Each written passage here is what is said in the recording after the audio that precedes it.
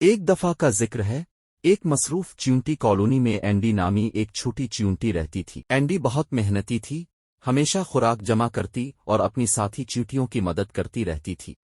ایک دھوپ والے دن کچھ غیر معمولی ہوا جو تمام چیونٹیوں کی زندگی بدل گئی۔ جب اینڈی ایک ٹکڑا واپس کالونی کی طرف لے جا رہی تھی تو اسے زمین ہلتی ہوئی محسوس ہوئی۔ پہلے تو اس نے سوچا کہ شاید یہ بھاری بارش کا قطرہ ہے، لیکن ہلنا جاری رہا۔ اس نے اوپر دیکھا اور اپنی زندگی میں سب سے بڑا جانور دیکھا، ایک ہاتھی۔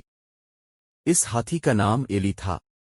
وہ اپنے جھنڈ سے بچھڑ گئی تھی اور چیونٹی کالونی میں آ نکلی تھی۔ ایلی اس چھوٹی مصروف دنیا کے بارے میں متجسس تھی اور نئے دوست بنانا چاہتی تھی۔ ہیلو چھوٹی چیونٹیوں، ایلی نے دوستانہ آواز میں کہا۔ میں نے کبھی ایسی چھوٹی اور مصروف دنیا نہیں دیکھی۔ کیا میں اب لوگوں کے ساتھ شامل ہو سکتی ہوں؟ چیونٹیاں حیران تھیں۔ انہوں نے کبھی اتنا بڑا جانور نہیں دیکھا تھا۔ اینڈی، جو ایک بہادر چھوٹی چیونٹی تھی، بولنے کے لیے آگے بڑھی۔ واہ ایلی، تم کتنی بڑی ہو، اینڈی نے کہا۔ لیکن ہماری کالونی بہت چھوٹی ہے، تم کیسے فٹ ہو سکتی ہو؟ ایلی مسکرائی اور بولی، مجھے نہیں معلوم، لیکن میں اب سب کی مدد کرنا چاہتی ہوں۔ ایلی نے کوشش کی کہ وہ تنگ چیونٹیوں کے سرنگوں میں گھس سکے، لیکن جلد ہی اس نے محسوس کیا کہ وہ بہت بڑی ہے۔ وہ پھنس گئی اور حرکت نہ کر سکی۔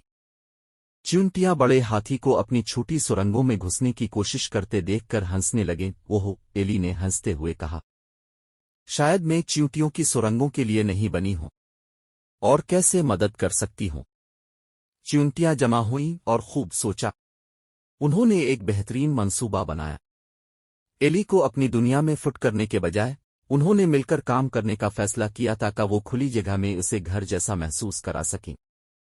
ایلی نے اپنی طاقت کا استعمال کرتے ہوئے چیونٹیوں کی مدد کی۔ اس نے اپنے سونڈ سے بھاری چیزیں اٹھائیں اور چیونٹیوں کے راستے سے بڑے لاگ ہٹا دیے۔ بدلے میں چیونٹیاں ایلی کے لیے مزیدار پھل تلاش کرتیں اور اس کے ساتھ بانٹ۔ جب وہ مل کر کام کر رہے تھے، اینڈی نے ایک اہم بات سیکھی۔ دیکھو ایلی، ہم مل کر کتنے کام کر سکتے ہیں۔ تم بڑی ہو، لیکن ٹیم ورک کے ساتھ ہم کچھ بھی کر سکتے ہیں۔ ایلی اور چیونٹیاں مل کر کام کرتی رہیں، ایک خوشگوار اور ہم آہنگ ماحول بناتے ہوئے۔